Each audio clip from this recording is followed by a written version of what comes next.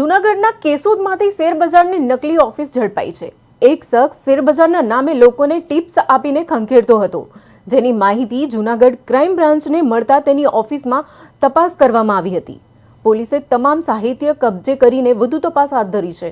જ્યારે શેરબજારના નામે અનેક લોકોને ચૂનો લગાડતો શખ્સ હવે પોલીસ કસ્ટડીમાં છે। જૂનાગઢના કેશોદ સરસ્વતી માર્કેટમાં બીજા માળે ગણેશ ઓફસેટ નામની ઓફિસ ધરાવતો શખ્સ રવિ રશિકભાઈ ગોહિલ ઓફિસમાં બેસીને શેરબજારની ટિપ્સ આપીને લોકોને ખંખેરતો હતો। જૂનાગઢ ક્રાઇમ બ્રાન્ચને આ સમગ્ર હકીકત મળતા તેની ઓફિસમાં તપાસ કરવામાં આવી હતી।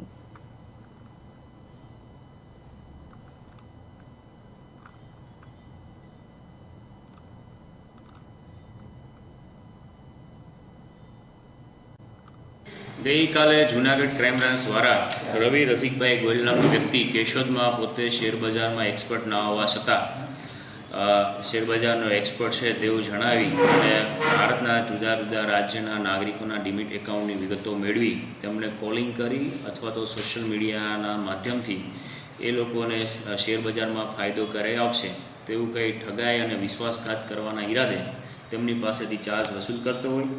ક્રાઇમ બ્રાન્ચ દ્વારા તેમને ત્યાં પંચો સાથે જઈ પૂછપરછ કરતા તેમની કોઈ પેઢી કે વ્યક્તિગત રીતે સેબીમાં કોઈ પણ પ્રકારનું રજિસ્ટ્રેશન કરાવેલું ના હોય, માત્ર ને માત્ર મારુતિ કેપિટલ કરી અને વોટ્સઅપ ગ્રુપ બનાવેલું, જેમાં બધાને એડ કરીને પોતે ટિપ્સ આપતો અને તેમની પાસેથી ચાર્જ વસૂલ કરતો હોય, જેને આધારે છે ક્રાઇમ બ્રાન્ચ દ્વારા આ બાબતે ગુનો દાખલ કરવામાં આવેલો છે। છેલ્લા 1.5 વર્ષથી આ પ્રકારની પ્રવૃત્તિ કરતો હતો, તેના અન્ય કોઈ ગુનાહિત ઇતિહાસ હાલ જણાઈ આવેલો નથી।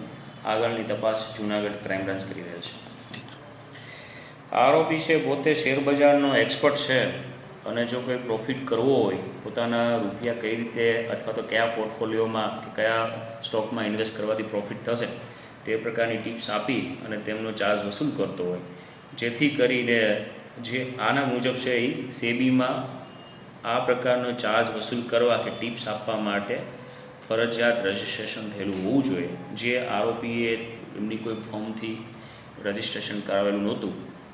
એટલે લોકો સાથે જે ઇન્વેસ્ટરો છે તેમની સાથે ઠગાઈ કરવાના ઈરાદાથી આ કૃત્ય કરતો હોવાનું ધ્યાને આવતા ક્રાઇમ બ્રાન્ચ દ્વારા આમાં સુઓ મોટો એફઆઈઆર દાખલ કરવામાં આવે છે। ખાસ કરીને એવી કોઈ હકીકત કે કોઈ ફરિયાદી અરજદાર પોલીસના ધ્યાને આવેલો નથી, પરંતુ પોલીસનું કામ પ્રિવેન્ટિવ ડિટેક્શનનું હોય છે।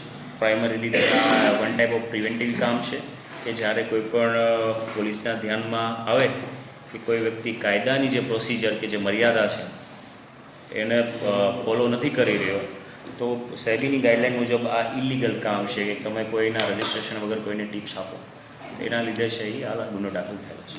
આની કોઈ એમો સાહેબ અગાઉની કંઈ એમો જણાઈ શકે કે એમને કોઈ ગુનાહિત ઇતિહાસ નથી, પરંતુ જે રીતે છેલ્લા 1.5 વર્ષથી પોતે આ પ્રકારે ચાર્જ વસૂલ કરી રહેલો, હવે આ મીડિયાના માધ્યમથી અથવા તો એમના ડેટા એનાલિસિસ કર્યા બાદ ખબર પડે કે કેટલા લોકો પાસેથી કેટલી રકમ વસૂલી છે।